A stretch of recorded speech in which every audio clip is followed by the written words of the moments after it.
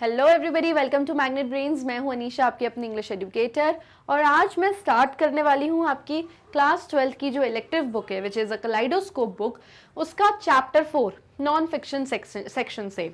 और जो चैप्टर का नाम है वो है व्हाई द नॉवल मैटर्स। आज मैं कवर करूंगी इस चैप्टर के MCQs यानी कि मल्टीपल चॉइस क्वेश्चंस।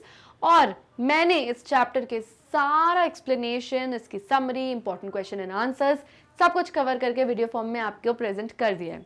और अगर आपने नहीं देखा है तो जल्दी से जाइए और देख के आइए, सो दैट MCQ सॉल्व करने में आपको बहुत ईजी रहे। So let's begin with our first question.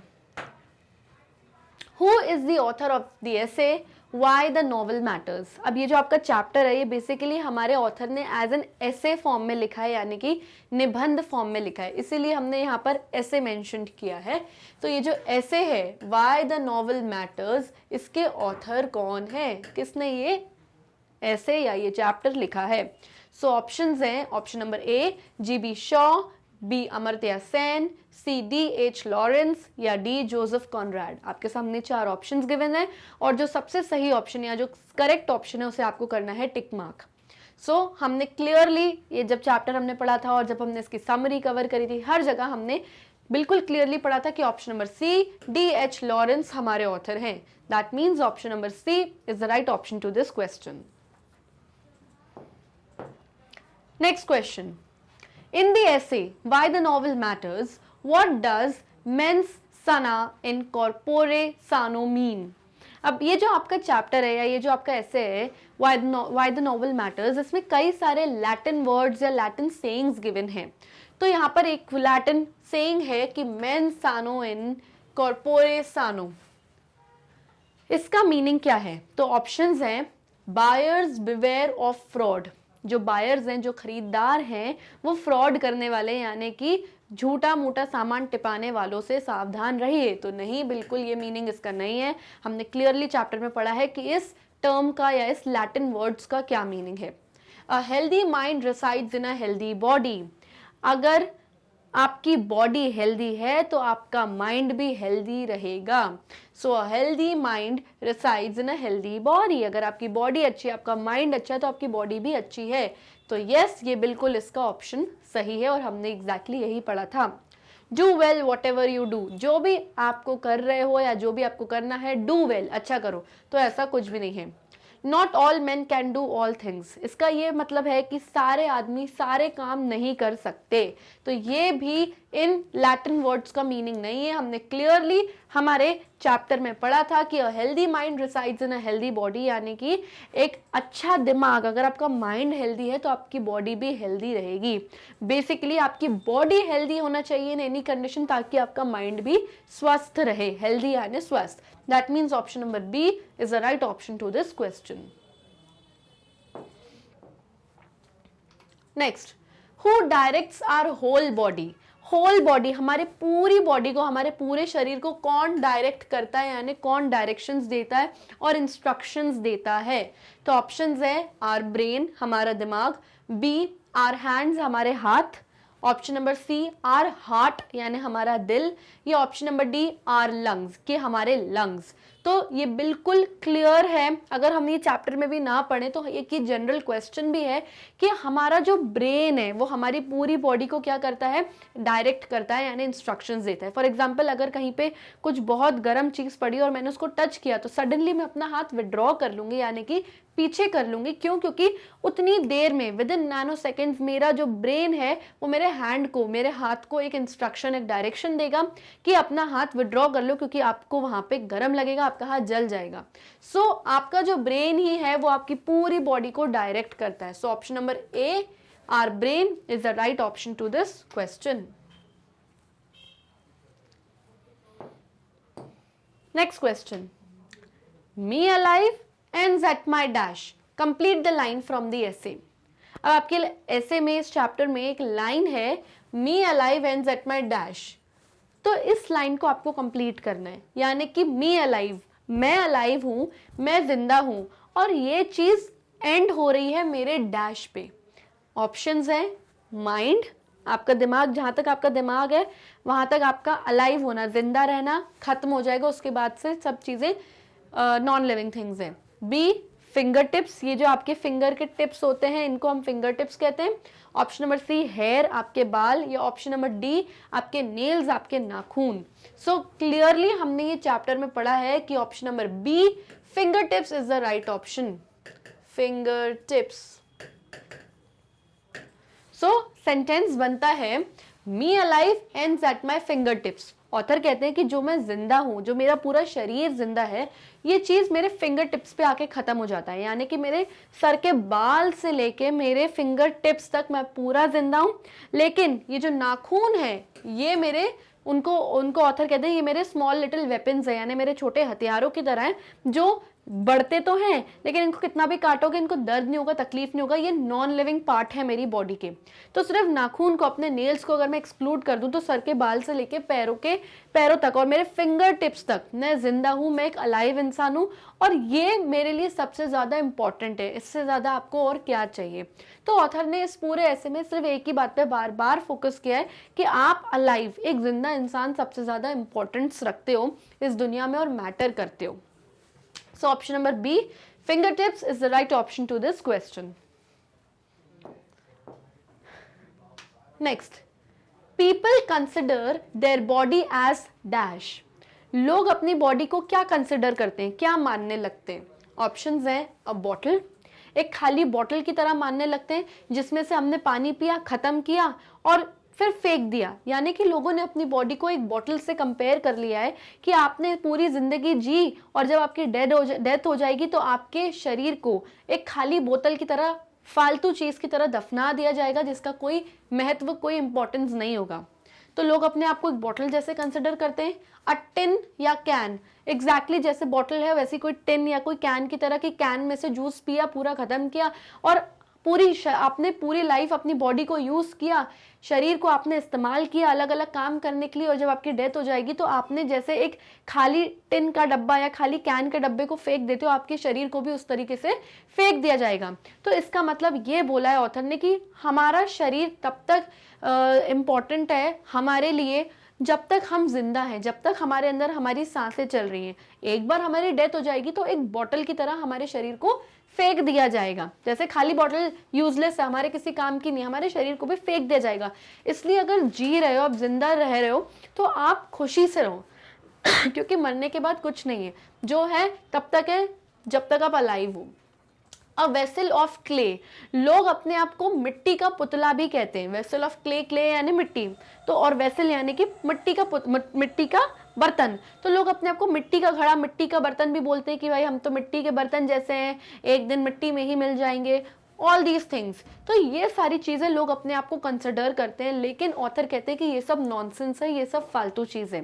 अपने आप को एक अलाइव मैन कंसिडर करो, ये ही सबसे इंपॉर्टेंट चीज है, ये सब इंपॉर्टेंट नहीं है, ये सब तो नॉनसेंस है। सो बेसिकली ये सब कंसिडर करते हैं लोग अपने आप को, और ऐसी कहावतें भी लोग बातों बातों में बोलते हैं, which means option number D, all of the above is the right option to this question. Next, our body alive is a complete thing in itself. That's what you learn when you are a, तो वो कह रहे हैं कि आपकी body alive है, यानी आपका शरीर जिंदा है, आपके अंदर सांसें चल रही हैं, आप हर चीज फील कर सकते हो, देख सकते हो, और ये अपने आप में ही एक कंप्लीट बात है, एक संपूर्ण बात है कि आप जिंदा हो। आप जिंदा हो तो आप कुछ भी कर सकते हो, आप अपने दुश्मन को गोली भी मार सकते हो, आप अपने दोस्त से हाथ भी मिला सकते हो, आप अच्छे के साथ अच्छा, बुरे के साथ बुरा, आपको जैसा करना आप वैसा कर सकते हो जब तक आप अलाइव हो और आप जिंदा हो। क्या ये बात अपने आप में कंप्लीट नहीं है, संपूर्ण नहीं है? बिल्कुल है, it's a complete thing in itself. और ये बात कि आप अलाइव हो और ये अपने आप में संपूर्ण बात है, ये वाली जो बात है ये आप सिर्फ तभी समझ सकते हो जब आप क्या हो। ऑप्शंस है फिलोसोफर, फिलोसोफर्स वो लोग, फिलोसोफर वो लोग होते हैं जो डीप थिंकर्स होते हैं, यानी बहुत गहराइयों तक सोचते हैं, इन्फिनिटी यानी कि अनंतता तक उनकी सोच चली जाती है। Option number B parson, parson यानी कि प्रीस्ट, यानी कोई मंदिर का पुजारी। जब आप पुजारी हो या कोई प्रीस्ट हो किसी चर्च के, ये सब बातें आप सिर्फ तभी समझ सकते हो। Option number C novelist, novelist वो इंसान यानी जो नॉवेल्स लिखता है, जो उपन्यासकार होता है यानी कि उपन्यास लिखता है, नॉवेल्स लिखता है। ये ऑप्शन नंबर डी साइंटिस्ट, या अगर आप वैज्ञानिक हो तभी आपको ये सारी चीजें समझ आती हैं। तो इसका आंसर है ऑप्शन नंबर सी, नॉवेलिस्ट। अगर आप नॉवेलिस्ट हो तो आप ये चीज बिल्कुल क्लियरली समझ सकते हो कि आप जिंदा हो तो आप कुछ भी कर सकते हो, यानी कि जब तक आपके दिमाग चल रहा है, आप अलाइव हो, तो आप कुछ भी इमेजिन कर सकते हो, कहीं भी कुछ भी सोच के लिख सकते हो, यानी नॉवेल्स लिख सकते हो। लेकिन अगर आप एक फिलोसोफर हो तो आप इतनी डीप थिंकिंग में चले जाओगे, इतनी अनंतता, इतनी इन्फिनिटी तक चले जाओगे कि वहां तक इंसानों का समझना, नॉर्मल ह्यूमन बींग्स की चीजों को समझना ईजी नहीं है।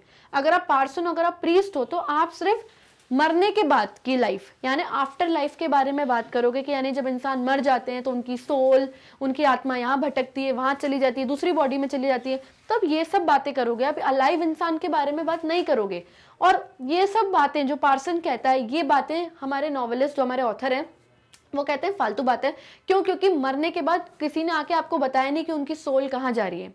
जो है जैसा है, जितना सच आपके सामने तब तक है जब तक आप अलाइव इंसान हो, यानी जिंदा हो, उतना ही पता है मुझे, तो ऑथर कहते हैं। साइंटिस्ट यानी वैज्ञानिक, आप जिंदा एक वैज्ञानिक के सामने खड़े रहोगे, आप इतने इंपॉर्टेंट नहीं हो उनके लिए, इतने इंपॉर्टेंट नहीं हो आप, लेकिन आपकी डेड बॉडी में से वो आपका हार्ट, आपका ब्रेन, आपके लंग्स, अलग अलग ऑर्गन्स निकाल के माइक्रोस्कोप के अंदर रखेंगे और फिर बोलेंगे हाँ ये बॉडी पार्ट जो है इस पर्टिकुलर डेड बॉडी का है। वो भी आप उनके लिए, एक साइंटिस्ट के लिए तभी एक जरूरत की चीज हो जब आप की डेथ हो जाएगी। जब तक आप अलाइव हो तब तक आप उनके किसी काम के नहीं हो। तो इसीलिए ऑथर कहते हैं कि जब तक आपकी बॉडी एक अलाइव चीज, और ये अपने आप में कंप्लीट बात है, ये संपूर्ण बात है। ये सब चीजें आप सिर्फ तभी समझ सकते हो जब तक आप एक नॉवेलिस्ट नहीं हो। तो ऑथर नॉवेलिस्ट को या नॉवेल्स लिखने वालों को सबसे सर्वश्रेष्ठ मानते हैं। So option number C is the right option to this question. Next, if a person is a parson he only talks about, अगर कोई इंसान पार्सन है यानी कि प्रीस्ट है, यानी कि मंदिर का पुजारी या चर्च का फादरी है, तो वो सिर्फ किस बारे में बात करेगा? प्रीस्ट जो है, ऑप्शंस है सोल्स इन हेवन, यानी उन आत्माओं की बात करेगा जो हेवन में चली गई हैं, स्वर्ग में गई, नर्क में गई, उन सारी चीजों के बारे में बात करेगा जो आफ्टर लाइफ यानी मरने के बाद के बारे में बात करेगा। एक जिंदा इंसान के बारे में वो कभी बात नहीं करेगा। Option number B, after life, वही चीज जो मैंने आपको बताई कि डेथ के बाद भी एक लाइफ होती है जिसको हम इंसान कहते हैं कि वो आफ्टर लाइफ होती है। उस वक्त इंसान स्वर्ग में जाता है, नर्क में, कोई हेल में जाता है, कोई हेवन में, किसी किसी की सोल वॉन्डर करती है इस दुनिया में यानी भटकती है। तो ऑल दीज थिंग्स एक पार्सन ही बात करता है, एक साइंटिस्ट या नॉवेलिस्ट इस बारे में बात नहीं करेगा। तो ये दोनों चीजें कर सकते हैं। That means option number C, both A and B is the right option, क्योंकि दोनों ही ये बोल रहा है। Option number D, alive person, जिंदा इंसान। एक पार्सन यानी कि एक प्रीस्ट जिंदा इंसान के बारे में बात नहीं करता, वो तो सोल्स इन हेवन यानी कि मरने के बाद आत्माओं के बारे में बात करेगा कि वो कहाँ जाती हैं, कोई हेल में जाएंगी, कोई हेवन में जाएंगी। तो वो एक अलाइव पर्सन के बारे में कभी बात नहीं करता। That means option number C, both A and B is the right option to this question. Next, if a person is a philosopher he only talks about, अगर एक इंसान, एक पर्सन फिलोसोफर है यानी कि बहुत ज्यादा डीप थिंकर है, बहुत ज्यादा गहरी सोच सोचता है, ये इंसान इन्फिनिटी तक पहुंच सकता है यानी अनंतता तक पहुंच सकता है, इसकी सोच इतनी डीप होती है, तो वो सिर्फ हमेशा किस बारे में बात करेगा? Option A, organs of our body, आपके बॉडी के अलग अलग ऑर्गन्स के बारे में। नो, ये तो साइंटिस्ट बात करेगा। साइंटिस्ट लोग आपके बॉडी के अलग अलग ऑर्गन्स के बारे में बात करेंगे, उनका एक्सपेरिमेंट करेंगे, टेस्ट करेंगे उनका। ओके, इन्फिनिटी, इन्फिनिटी का मतलब अनंतता, जहां तक सोच जा सकती है उनकी वहां तक जाएगी। तो yes, they will definitely talk about infinity. और आइडियोलॉजीज के बारे में बात करते हैं। इन फिलोसोफर्स की अपनी आइडियोलॉजीज होती है, अपने खुद के आइडियाज होते हैं। रिलीजन, क्या रिलीजन के बारे में बात करेगा एक फिलोसोफर? नो, ये रिलीजन के बारे में तो पार्सन यानी कि जो प्रीस्ट है, जो पुजारी है, वो बात करेगा। हर प्रीस्ट या हर पार्सन जो है अपने रिलीजन के बारे में बात करेगा।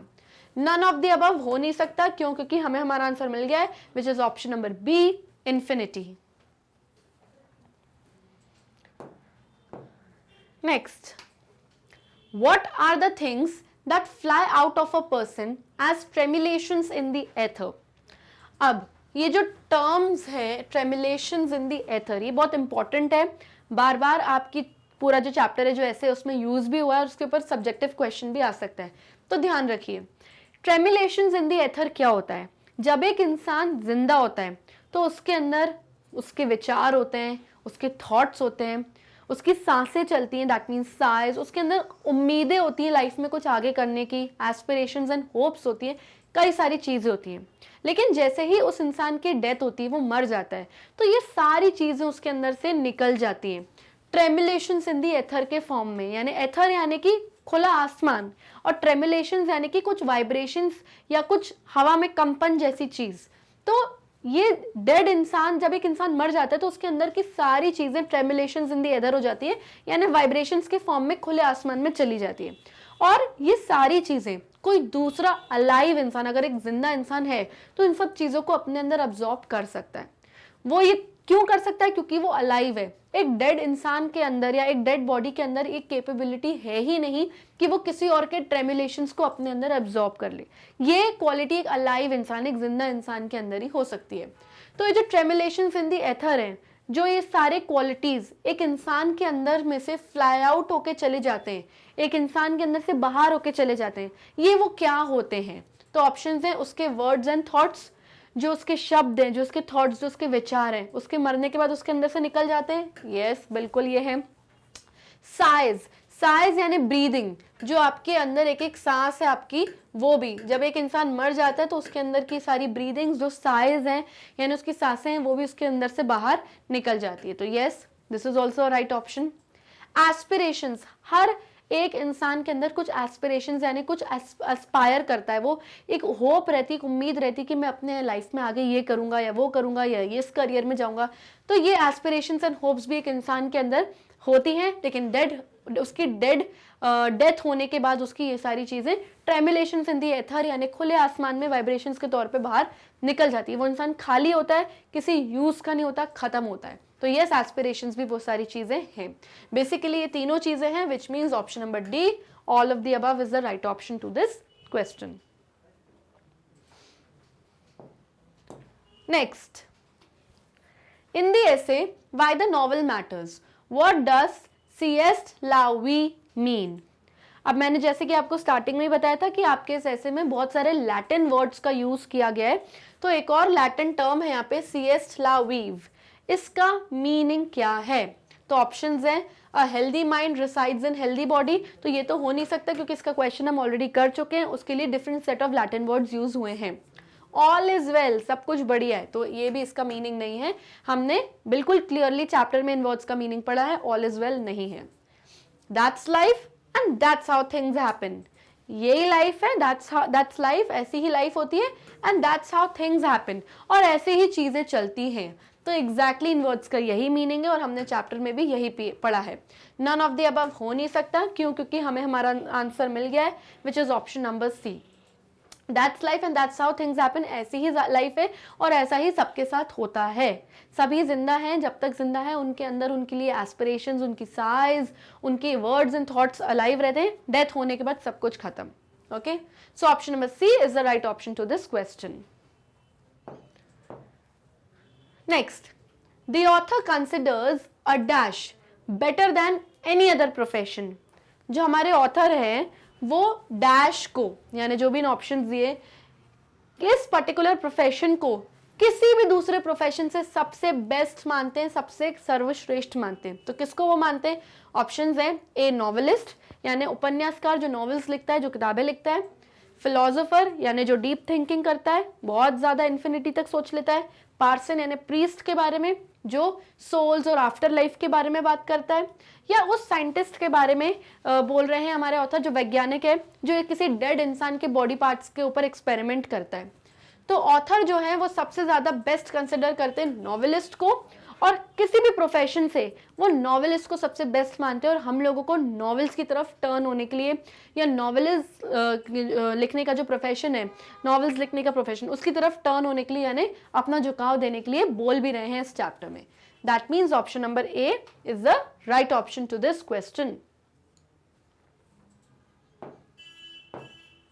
Next, the whole is greater than a part, tick the correct option. अब ये जो लाइन है ये आपके चैप्टर में से ही लाइन है, the whole is greater than part. एक पूरी चीज, एक कंप्लीट चीज सबसे ज्यादा ग्रेट है उस छोटी छोटी उस चीज की छोटे छोटे पार्ट से अगर कंपेयर करो तो यहां पर ऑथर ने कंपेयर किया है हमारी बॉडी को। ऑथर ने बोला है कि मेरा जो पूरा अलाइव बॉडी है, मेरा जो पूरा जिंदा शरीर है, वो बहुत ग्रेट चीज है अपने आप में। और अगर मैं कंपेयर करूं अपनी बॉडी के एक हार्ट से, एक लंग्स से, एक ब्रेन से, या एक हाथ से, या एक पैर से, अपने बॉडी के अलग अलग पार्ट्स को अगर मैं बोलूं तो मेरे बॉडी के अलग अलग पार्ट्स इतने ज्यादा स्ट्रॉन्ग नहीं होंगे। अगर मैं उन सारी चीजों को जोड़ के as a whole alive body बना लूं अपनी, तो वो अपने आप में ही एक ग्रेट चीज है। मैं ग्रेट थिंग्स कर सकता हूं अपनी सब चीजों को इस्तेमाल करके। तो ऑथर हमारी बॉडी के लिए चीज कहते हैं। तो हमें इसमें से ऑप्शन टिक करना है। ऑप्शन है ए फॉल्स यानी ये बात गलत है, बी ट्रू यानी ये बात सही है, सी मे बी हो सकता है ये बात सही है, या डी कांट से कह ही नहीं सकते, पता नहीं क्या है ये बात। तो क्लियरली ये बात हमारे चैप्टर में ऑथर ने कही भी है और ये बात ट्रू भी है। अगर आपने चैप्टर नहीं भी पढ़ा है तो भी आप इस चीज को पढ़ के बिल्कुल कह सकते हैं कि ये चीज बिल्कुल सही है। Whole is greater than whole, whole is greater than a part, यानी कि पूरी चीज उसके अलग अलग पार्ट से कई ज्यादा ग्रेट है और बेटर है। That means option number B true is the right option to this question. Next, as per the essay dash is a great novel. इस एसे के मुताबिक डैश यानी इन ऑप्शंस में से कोई एक ऑप्शन एक बहुत ग्रेट नॉवल है। तो ऑप्शंस हैं ए रामायण, बी भगवद गीता, सी कुरान, या डी बाइबल। रामायण और जो भगवद गीता है वो हिंदुओं की होली बुक है यानी ग्रंथ किताब है, कुरान मुस्लिम धर्म की और बाइबल क्रिश्चियन धर्म की। तो वो ये कहते हैं कि एज पर द एसे, इस ऐसे के मुताबिक इनमें से कौन सी ऐसी होली बुक है जो एक ग्रेट नॉवेल के तौर पे कंसिडर करी गई है। तो बिल्कुल क्लियरली हमने चैप्टर में पढ़ा है कि ऑथर बाइबल को एक ग्रेट नॉवेल कहते हैं। अब बेसिकली बाइबल नॉवेल कैसे हो सकती है, एक किताब कैसे, एक स्टोरी बुक कैसे हो सकती है, हम उसको स्टोरी बुक नहीं कंसिडर कर सकते। लेकिन उसका रीजन हमारे ऑथर ने ये दिया कि Bible is considered as a great novel क्योंकि बाइबल भी किसके ऊपर है, एक इंसान, एक अलाइव इंसान थे यानी एक जीवित व्यक्ति थे जिन्होंने अपने प्रवचन और अपनी सिखाई हुई लोगों को शिक्षा दी और वो थे जीसस क्राइस्ट। जीसस क्राइस्ट ने दुनिया पे इंसान के तौर पे जन्म लिया था और वो एक इंसान थे यानी अलाइव, एक जिंदा व्यक्ति थे जिन्होंने अपने प्रवचन दिए, अपने अच्छे विचार लोगों में प्रकट किए और उन्हीं की सारी चीजें अब बाइबल के फॉर्म में कन्वर्ट हुई। तो बेसिकली ये रीजन बताया कि एक अलाइव इंसान ही ये सारी अच्छी अच्छी चीजें बता सकता है और इसीलिए बाइबल एक ग्रेट नॉवेल कंसिडर करी गई है क्योंकि नॉवेल सिर्फ इंसान लिख सकता है अपनी सोच से, अपने इमेजिनेशन से, अपने विचारों से, जैसा जीसस क्राइस्ट ने किया क्योंकि वो भी एक इंसान ही थे, एक अलाइव इंसान थे, उन्होंने धरती पे एक इंसानी रूप में जन्म लिया था। That means option number D Bible is the right option to this question. Next, in the essay why the novel matters what does cul de sac mean। जैसे कि मैंने आपको बताया था इस चैप्टर में बहुत सारे लैटिन टर्म्स का यूज हुआ है, तो एक और लैटिन टर्म है कल डे सैक। इसका मीनिंग क्या है? तो ऑप्शंस है a route leading to a closed end, एक ऐसा रास्ता जिसको अपनाने के बाद आप एंड में जब पहुंचोगे तो आपको दरवाजा क्लोज ही मिलेगा यानी उसके आगे कुछ नहीं है यानी कि वन डायरेक्शन में। A live body in a sack, sack यानी कि बोरा इंग्लिश में, तो बोरे के अंदर एक अलाइव बॉडी, तो ये तो फालतू है, ये बिल्कुल भी ऑप्शन नहीं है। अ डेड बॉडी, एक मरा हुआ इंसान, no. All of the above यानी सारे option, so all of the above हो नहीं सकते क्योंकि क्लियरली हमने ये मीनिंग पढ़ा था चैप्टर में कि a route leading to a closed end, यानी कि इससे मतलब ये है हमारे ऑथर का कि जब आप कोई रास्ता पकड़ते हो किसी रूट की तरफ, किसी डायरेक्शन की तरफ जाते हो तो कोशिश करो कि आप एक डायरेक्शन में नहीं, आप हर डायरेक्शन में जाओ ताकि आपका ओवरऑल डेवलपमेंट हो। अगर आप एक ही रास्ता पकड़ोगे या एक रूट ऐसा पकड़ोगे तो जब उसका एंड आएगा तो वो क्लोज्ड होगा यानी कि अंत उसका खाली होगा, खत्म होगा, उसके आगे आपका डेवलपमेंट नहीं होगा। तो यहाँ पे ये मीनिंग यूज हुआ है। That means option number A is the right option to this question. So children, here we come to the end of the session. I hope आपको सारे एमसीक्यूज अच्छे से समझ में आ गए होंगे। आप चाहें तो हमारे वीडियोस यूट्यूब पर भी देख सकते हैं, वहां ना मिले तो हमारी वेबसाइट magnetbrains.com पे जाइए एंड जैसे आप वेबसाइट पे जाएंगे इस तरीके का एक पेज आपके सामने आएगा। वहाँ पे फ्लेमिंगो, विस्टाज, कलाइडोस्कोप सारी बुक्स के अलग ऑप्शंस दिए हैं। If you want to watch Kaleidoscope books videos तो आप इस ऑप्शन पे क्लिक करेंगे। जैसे ही आप क्लिक करेंगे आपके सामने list of all the videos आ जाएंगी। एंड अगर मैंने फर्स्ट चैप्टर की वीडियो पे क्लिक किया, जैसे ही मैं क्लिक करूंगी मेरा वीडियो आपके सामने प्ले होना स्टार्ट हो जाएगा। सो आई होप आपको समझ में आ गया कि कैसे इजीली वेबसाइट से भी आप हमारे वीडियोस को एक्सेस कर सकते हो, क्योंकि मैग्नेट ब्रेन्स एक ऐसा प्लेटफॉर्म है जहाँ पे एजुकेशन आपके लिए फ्री ऑफ कॉस्ट, बिल्कुल मुफ्त मुफ्त मुफ्त दी गई है। इसके लिए हम आपसे नॉट इवन अ पेनी, एक पैसा भी चार्ज नहीं कर रहे। So do not forget to like, subscribe and share our YouTube channel. तब तक लिए bye bye and take care.